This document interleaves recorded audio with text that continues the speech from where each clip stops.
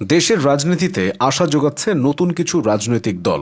দেখে নিন বাংলাদেশের নতুন 5টি রাজনৈতিক দল। গণসংহতি আন্দোলন 2024 সালের নির্বাচন কমিশন কর্তৃক নিবন্ধিত হলেও দলটির যাত্রা শুরু 2002 সালে। গণসংহতি আন্দোলন দলের প্রধান জোনায়েদ সাকি, যারা আগামী নির্বাচনে লড়বেন মাথাল প্রতীকে। আমার বাংলাদেশ পার্টি 2024 সালে আমার বাংলাদেশ পার্টি বা এবি পার্টি নামে নিবন্ধিত হয় দলটি। দলটির সাধারণ সম্পাদক ব্যারিস্টার আসাদুজ্জামান ফুয়াদ। আগামী জাতীয় নির্বাচনে ঈগল প্রতীক নিয়ে মাঠে নামবে দলটি। নাগরিক ঐক্য বাংলাদেশের একটি গণতান্ত্রিক রাজনৈতিক দল নাগরিক ঐক্য 2012 সালে আওয়ামী লীগের সাবেক সাংগঠনিক সম্পাদক মাহমুদুর রহমান মান্নার হাত ধরে গড়ে ওঠে এই রাজনৈতিক দলটি। নাগরিক ঐক্যের নির্বাচনী প্রতীক কেটলি। গণ অধিকার পরিষদ ঢাকা বিশ্ববিদ্যালয়ের সাবেক ভিপি নুরুল হক নূরের হাতে প্রতিষ্ঠিত নতুন রাজনৈতিক দল গণ অধিকার পরিষদ। দলটির সাধারণ সম্পাদক মোহাম্মদ রাশেদ খান। 2024 সালে দলটি নিবন্ধিত হলে তাদের নির্বাচনী প্রতীক হয় ট্রাক মার্কা। জাতীয় নাগরিক পার্টি এনসিপি দেশের প্রথম ছাত্র নেতৃত্বাধীন রাজনৈতিক দল জাতীয় নাগরিক পার্টি বা এনসিপি। 2025 সালে প্রতিষ্ঠিত হওয়া এই দলটির প্রধান আহ্বায়ক নাহিদ ইসলাম।